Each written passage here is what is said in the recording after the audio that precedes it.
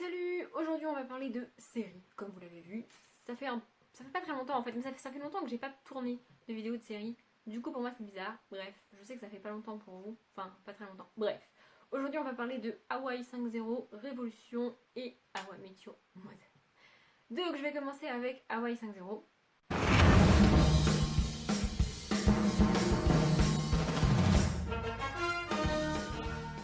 Donc c'est toujours celle que je suis en train de regarder. D'ailleurs je suis pas du tout à jour sur cette série. Il va falloir que je fasse quelque chose. De toute façon en ce moment je suis en retard sur quasiment toutes les séries. C'est une catastrophe. Bref. Donc Hawaii 5.0 est une série d'enquête. Je crois que c'est... Donc moi je parle de la série récente parce que je crois que c'est un espèce de remise à jour d'une vieille série d'il y a très longtemps que j'ai jamais regardée. Donc je pourrais pas faire la comparaison entre la vieille série et la nouvelle série si je ne me trompe pas. Mais dans cette série donc on est à Hawaï. Merci Audrey. Donc on est à Hawaï et on suit une équipe qui est... Alors, c'est pas une équipe de la police ou du FBI ou de je ne sais pas quel genre de truc de police des États-Unis ou de Hawaï. C'est une espèce d'unité spéciale qui est créée au tout début de la saison 1 et qui enquête sur des choses assez... Enfin, sur des meurtres.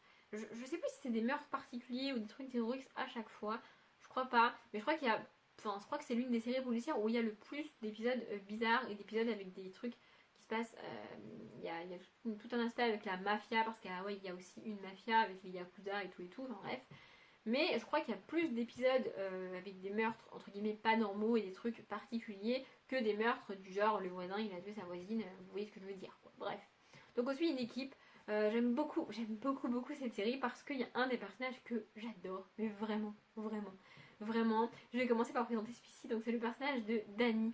En fait, tous les personnages de la série, excepté Danny, sont de Hawaï. Donc lui c'est le gars du continent qui débarque, ce qui fait qu'au début il comprend pas trop les trucs locaux et évidemment il se fait charrier parce qu'il vient du continent, mais en même temps il est assez accepté et j'adore ce mec, il est juste trop drôle, vraiment.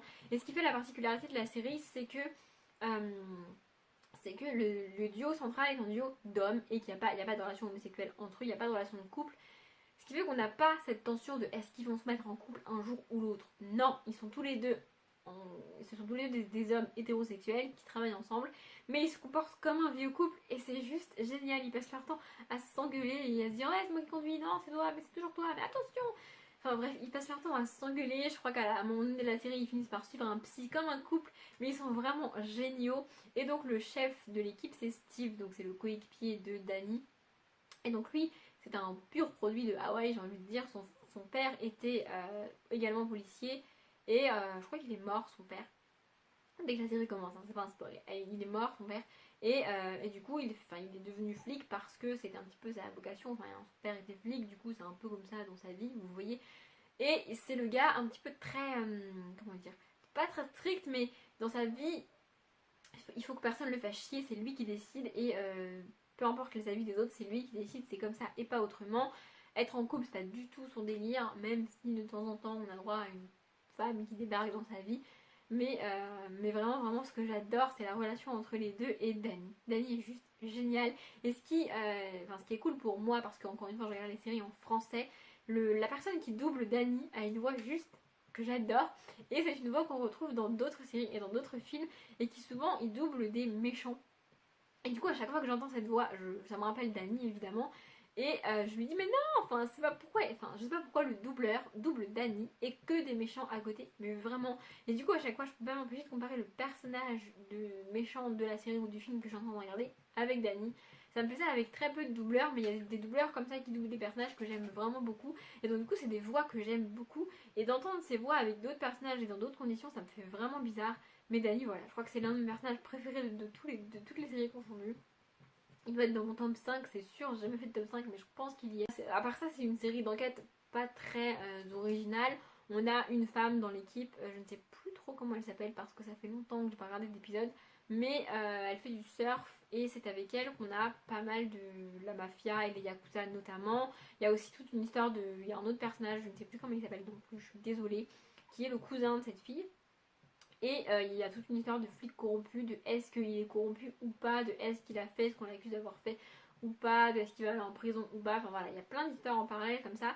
Et en fait, c'est pas genre l'histoire est là, puis elle est réglée et hop, on passe à autre chose.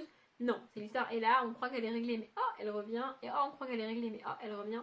c'est toujours comme ça, il y a toujours des petites... comment dire, il y a toujours une probabilité pour que ce ne soit pas fini définitivement.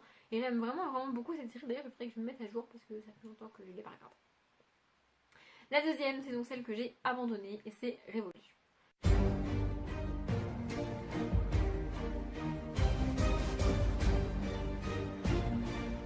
Je crois que c'est l'une des rares séries et je crois que c'est même à ce jour la seule série que j'ai abandonnée parce que je trouve que les acteurs jouent vraiment mal dans cette série.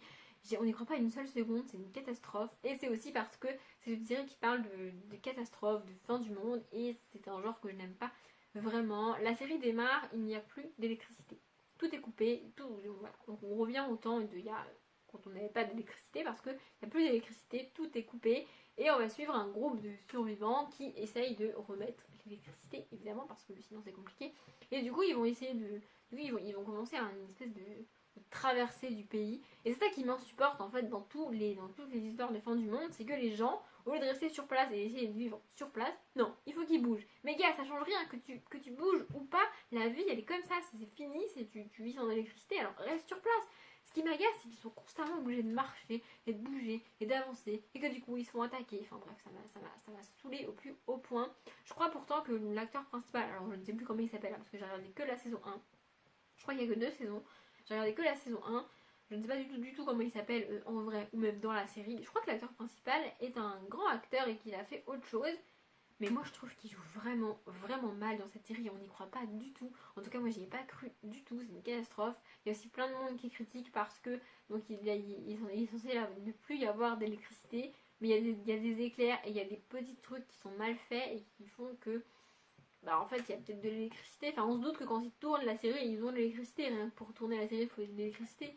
Mais enfin voilà, il y a des trucs qui sont mal faits et vraiment j'ai pas du tout accroché à cette série.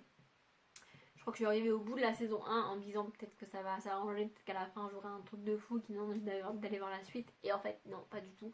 Donc voilà, j'ai pas eu envie de regarder la saison 2, je ne la regarderai pas et je crois qu'elle a été annulée au bout de la saison 2. Donc voilà, j'ai pas du tout aimé cette série et je crois que si elle a été annulée, c'est pas pour rien. Et c'est l'une des rares séries qui a été annulée et que je comprends pourquoi elle a été annulée. Donc je peux pas vous la conseiller. Mais bon, si ça vous tente quand même, allez-y. Hein. Et donc, la dernière série, je pense pas que j'ai besoin de la présenter, mais bon, je vais le faire parce que c'est dans mon listing, c'est comme ça. Je regarde aussi des séries qui sont très connues. Et donc, c'est la série que j'ai terminée et c'est How I Met Your Mother.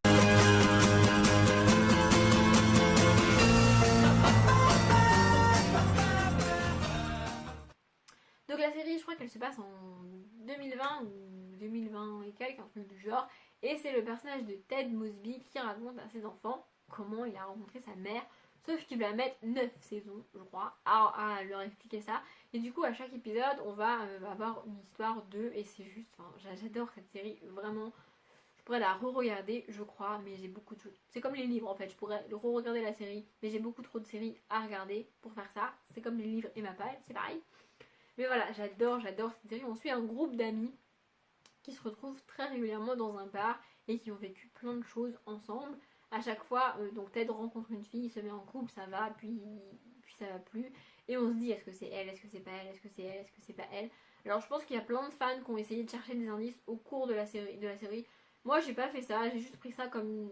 Je me suis juste dit que le fait de chercher qui est leur mère était l'excuse pour faire la série.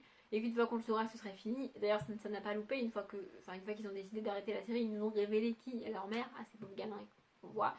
Mais voilà, j'aime vraiment beaucoup cette série. Il y a pas mal d'acteurs qui sont connus dedans en plus. On a notamment, je vais pas dire les noms parce que je risque de les écorcher et de me tromper, mais on a celle qu'on a découvert dans Buffy et qui joue également dans les American Pie. On a Neil Patrick Harris, lui je peux dire son nom parce que j'adore cet acteur, que je le connais évidemment. Et on a aussi celui qui joue le mari de Lily. Donc Lily c'est celle qui est jouée par celle qui, je crois que c'est Alison quelque chose. Bref, vous l'aurez vu sur la feuille avant là, avec leur nom. Et donc le mari de Lily est également connu, mais je me rappelle plus dans quoi il a joué et je ne connais pas du tout son nom pour le coup. Ni même celui qui joue Ted Mosby, je ne sais pas comment il s'appelle en vrai. Mais j'adore cette série, voilà, c'est une sitcom qui se regarde super facilement. Il n'y a pas de blagues tout le temps, c'est pas... Tu rigoles de la situation des personnages et pas des blagues qu'ils font, mais c'est vraiment génial. Par contre, c'est un petit peu comme Friends, il y a des trucs qui se passent et qui sont pas vrais. Enfin, genre, à chaque fois qu'ils rentrent dans le bar, ils ont leur table. En vrai, ça n'existe pas, ça t'as jamais de table de lit dans un bar, c'est pas possible. Enfin voilà, il y a plein de petits détails comme ça qui font que c'est pas totalement réaliste, mais c'est pas grave. C'est drôle, c'est fun et ça se regarde tout seul. Et franchement, si vous êtes toujours passé à côté de cette série, soit parce que vous n'avez pas envie de la regarder, soit parce que tout le monde la regarde et du coup vous voulez pas la regarder, franchement, vous passez à côté de quelque chose.